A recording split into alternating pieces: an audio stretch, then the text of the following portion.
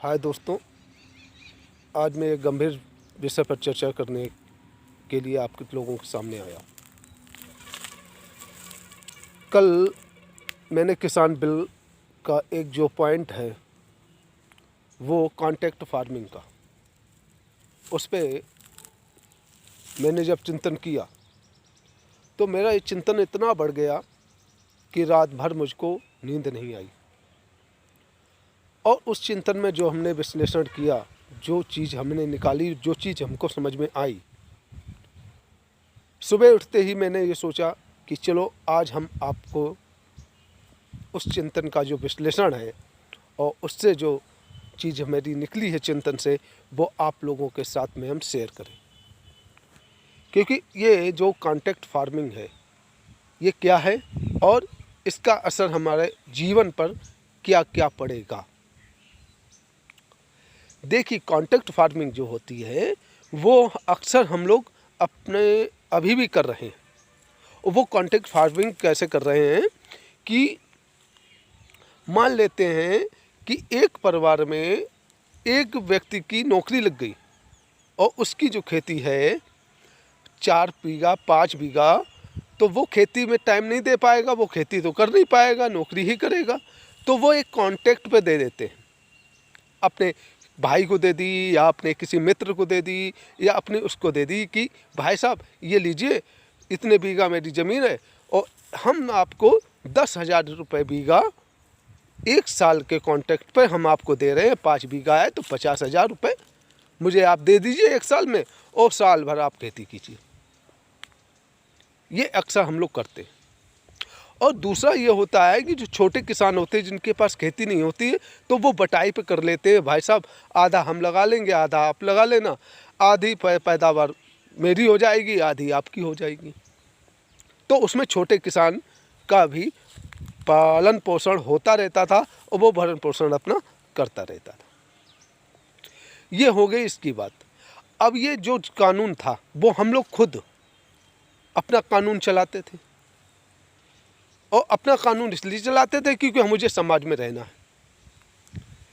तो एक उसके ऊपर था कि भाई चलो मित्रों के साथ में ऐसा हो जाता था, मित्रों के साथ में, भाइयों के साथ में, उसके साथ में, ठीक। अब वो कानून ही सरकार के द्वारा बना दिया गया। अब जब वो सरकार के द्वारा कानून बनाया गया कॉन्ट्रैक्ट फार्मिंग की, और सरकार ये कह रही है कि इससे ज़मीन का कोई लेना देना नहीं है, ये जो कॉन्ट्रैक्ट होगा फसल पे होगा।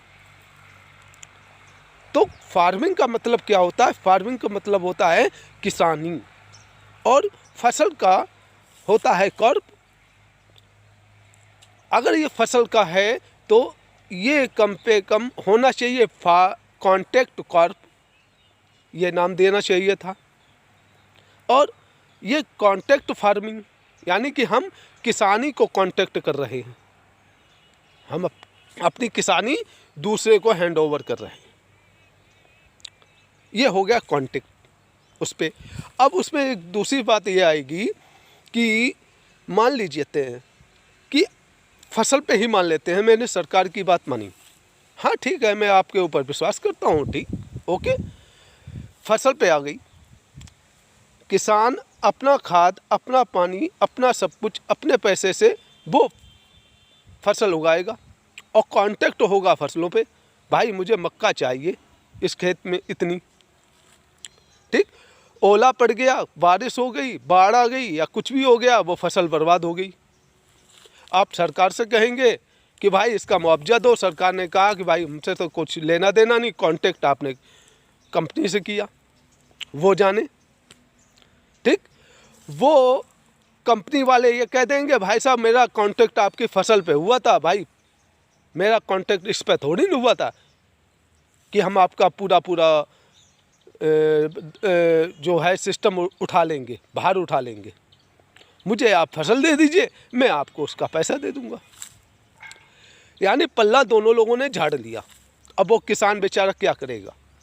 आज भी किसान लोन लेके KYC का लोन, उसका लोन लेता है, लोन लेके फार्मिंग करता है, नहीं खेती करता है। और फिर उसकी जो पैदावार होती है वो मंडियों में बेच के, और वो फिर क्या करता है, उस लोन को चुकता भी करता है। और कुछ लोग चुकता नहीं कर पाते हैं, वो आत्महत्या कर लेते हैं। ये अक्सर आजकल भी होता रहता है। जब ऐसी समस्या आएगी, दोनों तरफ से पल्ला झाड़ी आएगा और किसान की फसल बर्बाद हो जाएगी, उसके बाद किसान कहाँ जाएगा, वो क्या करेगा, राइट। दूसरी बात ये थी कि वो ये कह रहे हैं कि मंडी समाप्त नहीं होगी। ठीक, ओके, एक बार के लिए मान लिया कि मंडी समाप्त नहीं होगी, ठीक है। अब ये सपोज मानिए कि जो मंडी में आड़ती जो बैठा हुआ है कि उसका टर्नओवर कितना होगा, 10 लाख रुपए से लेकर 2 करोड़ रुपए तक का, इससे ज़्यादा का टर्नओवर उस आड़ती का नहीं हो सकता। बहुत ज़्यादा बहुत बड़ा आड़ती होगा तो 10 करोड़ का टर्नओवर होगा। अब जब ये छोटी मंडियां, छोटे जो आड़ती हैं, उनके सामने अगर ये कंपनियां चली आएंगी जिनका टर्नओवर कम पे कम 2000 करोड़ रुपए सालाना होता है, 5000 करोड़ रुपए सालाना होता है, तो क्या ये छोटे छोटे लोग इन बड़ी बड़ी मंडियों के सामने क्या टिक पाएंगे? नहीं टिक पाएंगे, क्योंकि आपको जहाँ पर ज़्यादा पैसा मिलेगा आप उनको माल देंगे, आप छोटी कम मंडियों में माल नहीं देंगे। आपकी आय दुगनी हो जाएगी, आपको खुशी हो जाएगी, आप खुश हो जाएंगे, राइट। जब फसल आपकी अब मैं वहीं पे आता हूँ, जब आपकी फसल बर्बाद होगी, आपके ऊपर कर्जा बढ़ेगा, उसके बाद आप फिर ये कहेंगे अब हम क्या करें। उसके बाद एक ही रास्ता है, वो ये एक रास्ता है, कंपनी ये कहेगी कि हाँ भाई चलो हम तुम्हारी बात मानते हैं, चलो तुम्हारे ऊपर कर्जा हो गया, कोई बात नहीं, अब ऐसा करते हैं कि अगर आप हमको भाई ऐसा करो कि हमें पूरी आप कॉन्ट्रैक्ट पे खेती ही दे दो, अपना खेत मुझे कॉन्ट्रैक्ट पे दे दो, और अगर वो फसल बर्बाद होती है या कुछ भी होता है वो मेरा लेन देन है, और मैं आपको 20,000 रुपये बीघा हैं मैं आपको दूंगा। वो 20,000 रुपये बीघा आपको मिल गए। मान लेते हैं आपके 5 बीघा आपकी ज़मीन है, आपको उसके 1 लाख रुपया मिल गया साल का, तो वो खेत में काम कौन करवाएगा, खेती कौन करवाएगा? कंपनी वाले। जब कंपनी वाले उस खेती में काम करवाएंगे, उसके बावजूद उनको मजदूरों की ज़रूरत पड़ेगी, वो खुद आके खेती नहीं करेंगे। जो मनरेगा आपका वहाँ पे गांव में चल रहा है, जिससे आपको लोगों को रोज़गार मिल रहा है, तो उन्हीं लोगों को वो बुलाएंगे और कहेंगे हम 500 रुपये में रोज़ देंगे, 600 रुपये रोज़ देंगे, तुम मेरे खेत में काम करो आके। और सब लोग वहाँ पे चले जाएंगे, खेत पे काम करेंगे 500-600 रुपये में, उनकी भी आय दुगनी होगी, बहुत खुश सब लोग, राइट। उसके बाद मनरेगा होगी, तो मनरेगा में काम करने वाले ही नहीं होंगे, योजना ठप हो जाएगी, योजना को बंद ही करना पड़ेगा। अब उसको भी पैसा दुगना वो भी मिल रहा, वो भी टेंशन फ्री है। जिसके 5 बीघा खेती थी वो भी टेंशन फ्री, उसको खेती नहीं करने पड़ेगी, और उसे 1 लाख रुपए साल में मिल भी रहा है। वो उससे कंपनी वाले उससे वो पैदावार करेंगे, और पैदावार करके अपना भंडारण करेंगे, भंडारण करने के बाद वो पैकेट में आटा, दाल, चावल जो कुछ होगा वो बेचेंगे, और वो रेट बाजार खुद तय करेगा। जिस प्रकार से आज तेल के दाम कंपनी वाले खुद तय करते हैं, सरकार ने साफ कह दिया भाई मुझसे कोई लेना देना नहीं, मेरे तो हाथ उठा दिए थे उन्होंने। ये सब बातें याद रखनी पड़ती हैं, एक एक बयान सरकार का हो, चाहे विपक्ष का हो, चाहे किसी का भी हो, ये एक एक बयान याद रखने पड़ते हैं हमें। अगर हम भूल जाएंगे, उनको ठंडे बस्ते में डाल देंगे, तो समय हमको भी ठंडे बस्ते में डाल देगा। तो इन बातों को हमें नोट करना है। उसके बाद क्या होगा? उसके बाद ये होगा कि आपका जो 1 लाख रुपए आपको मिल रहा है, ठीक है, तो अभी तो आप खेती करते थे तो गल्ला आपके घर में आता था, आपके घर में गल्ला भरा रहता था। धीरे धीरे 4-5 साल के बाद ऐसा समय आएगा आपके घर में एक भी दाना अनाज का नहीं होगा, क्योंकि आप खेती कर ही नहीं रहे हैं। आप केवल कॉन्ट्रैक्ट पे दिए हुए हैं अपनी खेती को और आराम से ऐश कर रहे हैं। आज भी आपने ये अपने समाज में देख रहे होंगे कि जिनके खेती कॉन्ट्रैक्ट पे है, जो अपने दूसरे लोगों को दिए हुए हैं खेती और एक मुश्त रकम साल में ले लेते हैं, उनके यहाँ आपको अनाज नहीं मिलेगा और वो बाज़ार से ख़रीद के खा रहे होंगे। आज हमको गेहूँ खुला हुआ मिल जाता है कि चलो 50 किलो ले लिया, 1 कुंटल ले लिया, 2 कुंटल ले लिया, भर के रख लिया। लेकिन जब ये कंपनियां जो कॉन्ट्रैक्ट फार्मिंग हो जाएगी, उसके बाद ये कंपनियां ये खुले में गेहूँ नहीं बेचेंगी, बंद पैकेट में माल बिकेगा और बंद पैकेट का माल हमेशा महंगा बिकता है। तो वही लोग जिनको 1 लाख रुपए साल मिल रहा है, वही लोग फिर मार्केट से अपने ही खेत की पैदावार का सामान खरीदेंगे। क्यों दोस्तों, बहुत अच्छा लगेगा ना। अभी तो कुछ नहीं है, उसके बाद आपका धीरे धीरे करके जो आप मेहनत करते थे, जो आपका शरीर ढला हुआ था, जो आप किसानी करते थे, वो फिनिश हो जाएगा। फिर वो आप काम नहीं कर सकते जो पहले कर सकते थे। क्योंकि आज आपको बैठाल दिया जाए 1 साल के लिए कि आराम करो, और आराम करने के बाद 1 साल के बाद कहा जाए कि अब मेहनत करो, तो आप मेहनत नहीं कर पाएंगे। और दूसरी बात ये है, अब नौकरी पेशा वालों के ऊपर कैसे असर पड़ेगा इसकी भी बात हम आपको बता दें। आपने अपने बच्चों को पढ़ाया लिखाया नौकरी दिलाने के लिए। एक सपोज मान लीजिए आप बात कि जो सरकारी नौकरियां हैं वो ख़त्म होती चली जा रही हैं, हर जगह प्राइवेट होता चला जा रहा है, चाहे वो रेलवे हो, चाहे बैंक हो, चाहे कुछ भी हो। आने वाले समय में सरकारी नौकरियां नहीं मिलेगी, ये सबको मालूम है और हर एक को मालूम है, इसको बताने की कोई ज़रूरत नहीं। आने वाले समय में केवल पुलिस में और आर्मी में भर्तियां होंगी, वो भी सरकारी होंगी, अन्य जगहों पर नहीं होंगी। इक्का दुक्का हो तो हो जाए, नहीं तो वो भी नहीं होनी। यानी कि तादाद सरकारी नौकरियों की बहुत कम हो जाएगी, क्योंकि सारी चीज़ें प्राइवेट हो जाएंगी।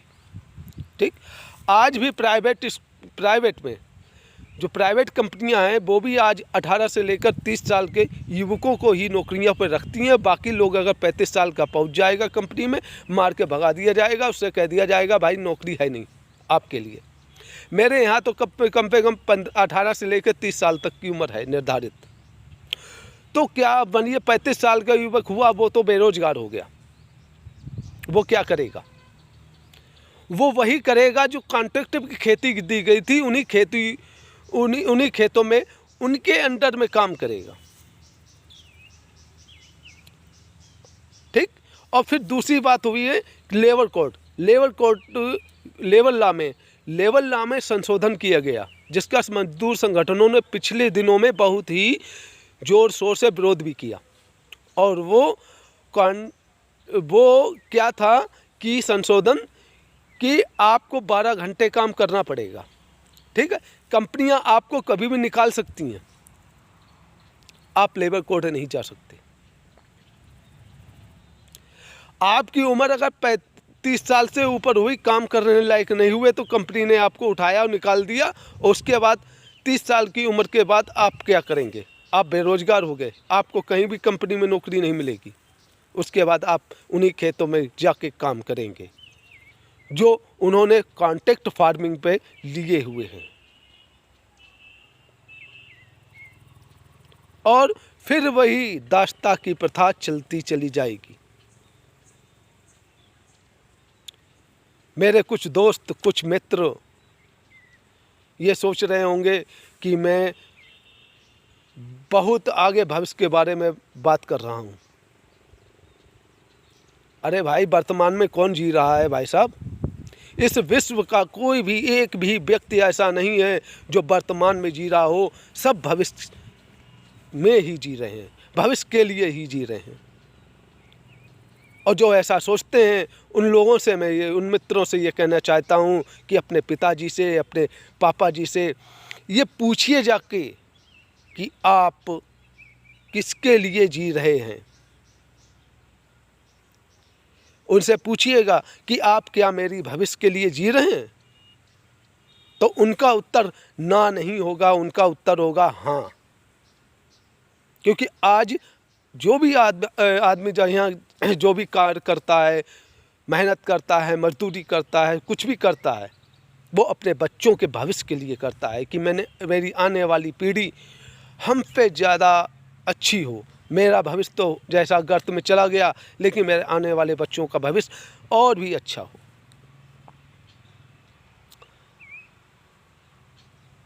ये इसीलिए मैं ये सब बातें आप लोगों से कह रहा हूँ। ऐसा नहीं है कि इसका जो असर है किसानों पे ही पड़ेगा, इसका असर उन लोगों के भी पड़ेगा जो आज की डेट में वर्तमान में 10,000, 15,000, 20,000, 25,000 रुपये तक की सैलरी उठा रहे हैं। उनके ऊपर भी ये असर पड़ेगा, क्योंकि कंपनियां आएंगी तो बाज़ार अपने खुद के रेट खुद तय करेंगी और मन माफिक सामान बेचेंगी। और ऐसा आजकल होता भी है। 10 रुपये की जो टेबलेट होती है वो 90 रुपये में बेची जाती है, 110 रुपये में बेची जाती है। एक महीने में दाम बढ़ा दिए जाते हैं। जो आप चिप्स खाते हैं लेज के या और किसी के चिप्स खाते हैं, अंकल चिप्स का खाते हैं, उसमें कितना आलू होता है? 20 रुपये के पैकेट में कम से कम एक आलू भी नहीं होगा बड़ा वाला, लेकिन वो 20 रुपये में बिकता है। और 20 रुपये का 1 किलो आलू ले लो, जाने कितने चिप्स बन जाएंगे। तो ये क्या है? वो महंगाई करेंगे और आप मेहनत करते रहेंगे, भविष्य कुछ भी नहीं। शिक्षा के क्षेत्र में मैं आपको बता दूं, शिक्षा के क्षेत्र में क्या है, पिछले बजट पे पास किया गया था कि शिक्षा के क्षेत्र में 100% FDI, 100% FDI आई फरवरी को। ये सबको मालूम है। बजट फरवरी को आया तो FDI 100% शिक्षा के क्षेत्र में की गई।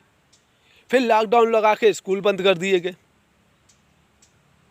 और जो आज तक नहीं खुले। उसके बाद क्या होगा? 100% की FDI जो विदेशी जो विश्वविद्यालय हैं, जो विदेशी जो फाउंडेशन हैं, विदेशी जो NGO हैं, वो यहाँ पे आके अपना स्कूल खोलेंगे। और हमको इंग्लिश की लत लग गई। मेरे बच्चे हिंदी में गिनती ही नहीं जानते। जब हिंदी में गिनती ही नहीं जानते, हिंदी के बारे में कुछ जानते ही नहीं हैं, तो उन्हें मजबूरी में आपको इंग्लिश मीडियम में पढ़ाना पड़ेगा। और जो विदेशी कंपनियाँ, विदेशी संस्थाएं आएंगी, शैक्षिक संस्थाएं, वो आपसे मन माफिक पैसा वसूलेंगी और आपको मजबूरी में पढ़ाना पड़ेगा, लोन लेके पढ़ाना पड़ेगा। तो आप कर्जे पे कर्जा लादते चले जाएंगे अपने ऊपर, और जिसके ऊपर कर्जा हो जाता है वो पूरी दुनिया जानती है, आप सब लोग भी जानते हैं, वो बर्बाद हो जाता है, वो कहीं का नहीं रहता। तो दोस्तों, मेरा ये वीडियो, जो बातें मैंने विश्लेषण किया, जो भविष्य में हो सकता है, जो फार्मिंग है, जो कॉन्ट्रैक्ट फार्मिंग है, क्योंकि हम लोग किसानों से जुड़े हुए हैं। आज भी अक्सर ये होता है कि मान लेते हैं कि मेरे पास, अड़ोस पड़ोस के पास, किसी पड़ोसी के पास आटा नहीं है, गेहूँ नहीं है, और वो भूखा है, और पैसा मेरे पास भी नहीं है, लेकिन मेरे पास अनाज भरा हुआ है। तो मैं उसको अनाज दे दूंगा, 10 किलो 20 किलो, कह दूंगा कि भाई इसको पिसा लो, और पिसा के भाई अपना नमक रोटी खा लो। ऐसा करते हैं ना, बहुत लोग करते होंगे ऐसा, ठीक है। अब उसका पेट भर गया। अब जब मेरे पास अनाज ही नहीं होगा, मेरी खेती कॉन्ट्रैक्ट पे होगी, और मैं खेती कर नहीं रहा हूँगा, और पैसा मेरे पास होगा नहीं, तो मैं किसको क्या दे दूँगा? भाई हम किसको क्या दे देंगे? अभी तो हम अनाज उठा के दे देते हैं कि चलो अनाज का ही हमने एक हेल्प कर दी, और फिर घरों में अनाज नहीं होगा, फिर क्या होगा।